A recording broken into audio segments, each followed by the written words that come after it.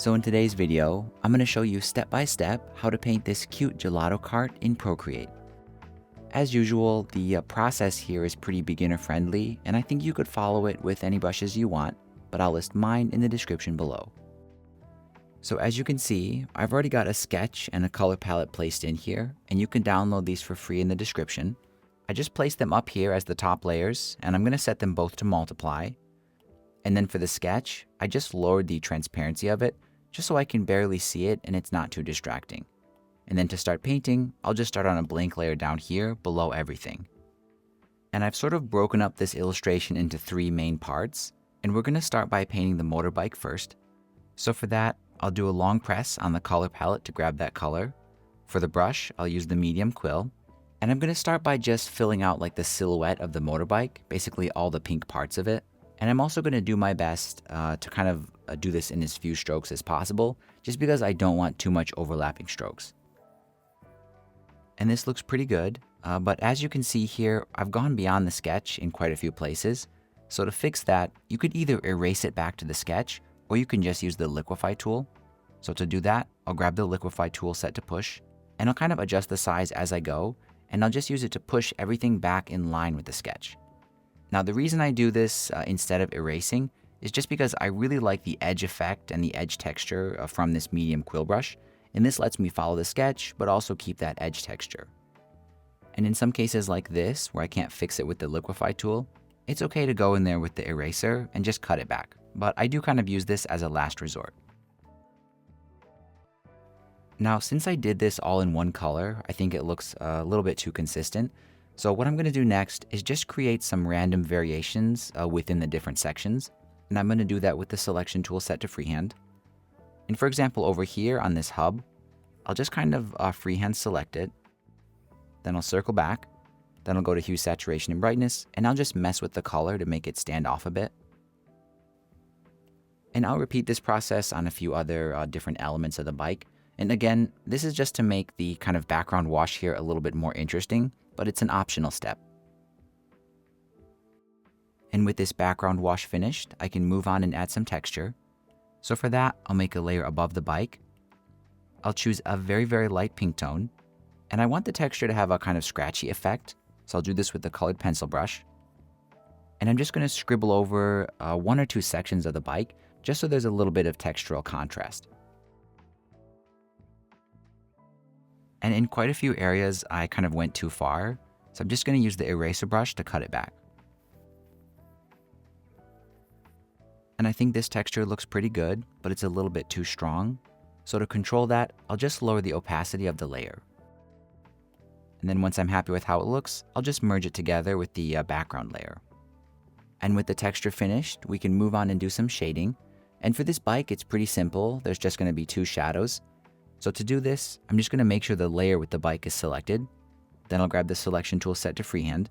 And I'm just going to select the areas I want to darken.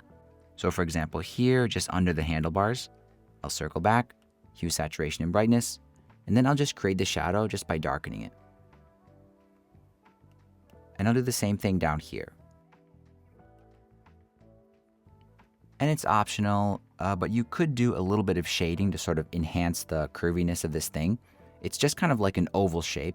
So if the light is coming from this way or this way, it makes sense that this area is maybe a little bit brighter. I'm not an expert, but we can try to get that effect. So I'll just select that area. I'll feather it out. I'll brighten it a tiny bit.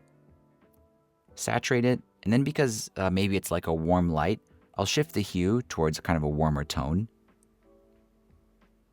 There we go. And then I'll do the opposite on the other side. So I'll do a shadow, basically, a very soft shadow. And it's kind of a stylistic thing, but I usually like it if shadows are a little bit bluish or colder. And once the shadows are finished, we can move on and add all the remaining details. And those are going to be on separate layers above the bike. And I think I'll start with the tire first.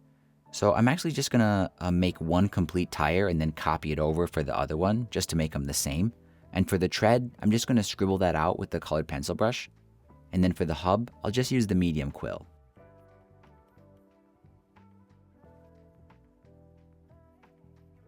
And then for the handlebars and the headlight, I'm just going to fill those in with the fine liner pen.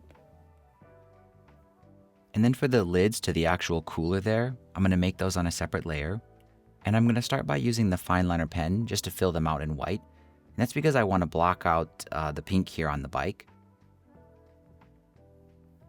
After that, I'll use the colored pencil brush again to do the actual outlines.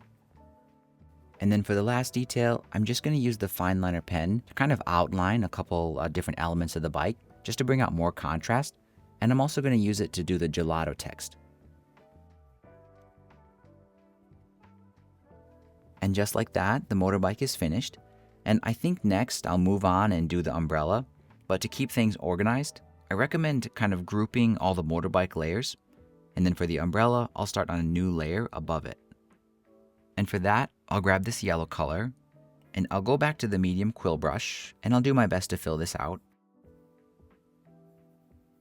And just like with the motorbike, I went beyond the sketch, so I'll use the liquify tool again to fix that.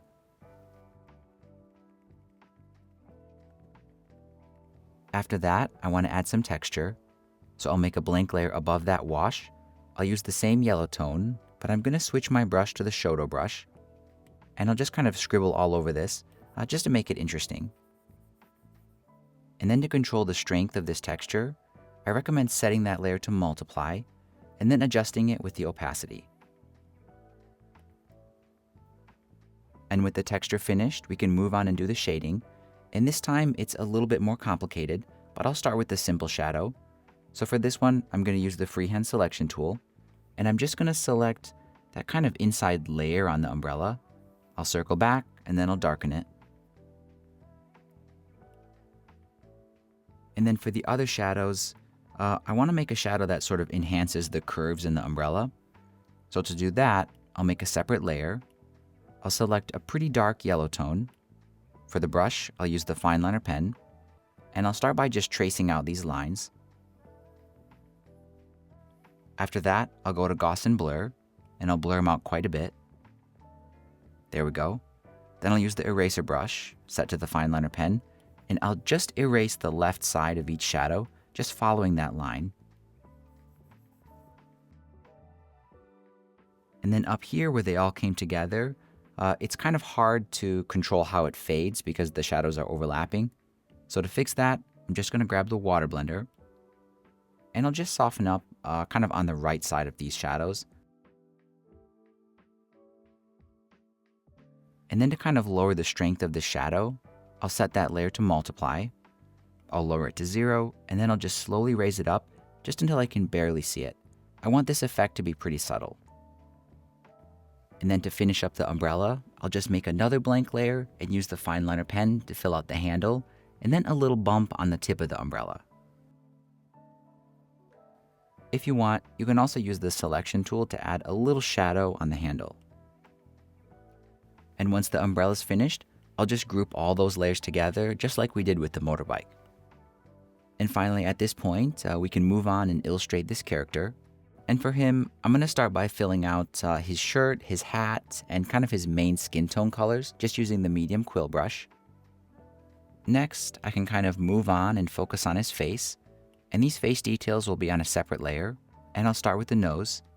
So for that, I'll grab a sort of red tone like this, fine liner pen, and I'll just make a kind of a scribble like this. Then I'll go to Gaussian blur, and I'll blur it out quite a bit. Then I can grab my eraser brush and kind of erase some hard edges here just to get the shape of the nose.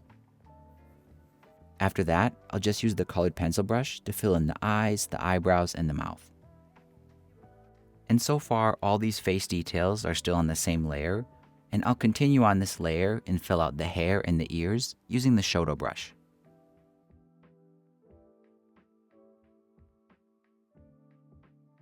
And once all those details are filled in, I recommend merging kind of everything for the character so far just onto one layer. Then I'll turn off the sketch, and I want to correct a couple of mistakes. First thing being the shadow here that kind of happened under the chin, and this is just an accident with how the brush strokes overlapped. So to fix that, I'll just smooth it out with the water blender. And I think the shadow looks pretty cool on the face, so I'll add it back in the right place, just using the freehand selection tool. And then to sort of finalize the face, I recommend using the liquify tool, again set to push, and I'll just use it to kind of nudge the features around and adjust it until it looks right.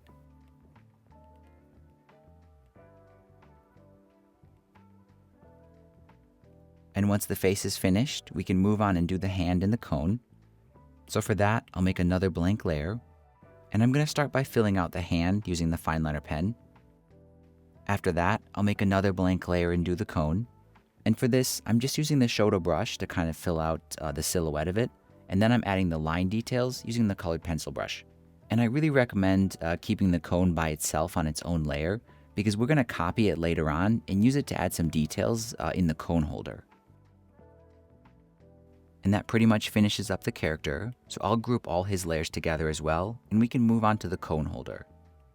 And for this one, I'm going to start by filling out the shape of it with the fine liner pen, and I'm going to use the same color I did with the umbrella handle. And then for the actual cones themselves, I'm just going to copy the cone that the guy was holding and paste it over here. Then I'll duplicate it a few times to make 2 towers. After that, I'll merge all the cones together onto one layer, and then I'll erase a path through them, kind of where they fit into the cone holder. And finally here, with all the kind of elements of the illustration finished, we can kind of combine them together into the final scene. I think it's pretty straightforward, but in some cases, I might have to change the layer order. And at this point, the illustration could be done, but there's one last kind of finishing touch that I do in a lot of my illustrations. So for example, for the guy, I'll just make sure his group is selected. Then I'll grab the arrow tool, set to distort, and I'm just gonna grab this blue node here in the middle, and I'll lean him to the right. And I think this has a really nice kind of subtle effect. And I'll do the same thing to a few other elements to finish up this illustration. And just like that, this illustration is finished. And overall, I think I'm pretty happy with how it turned out, although I will say it does look a little bit generic.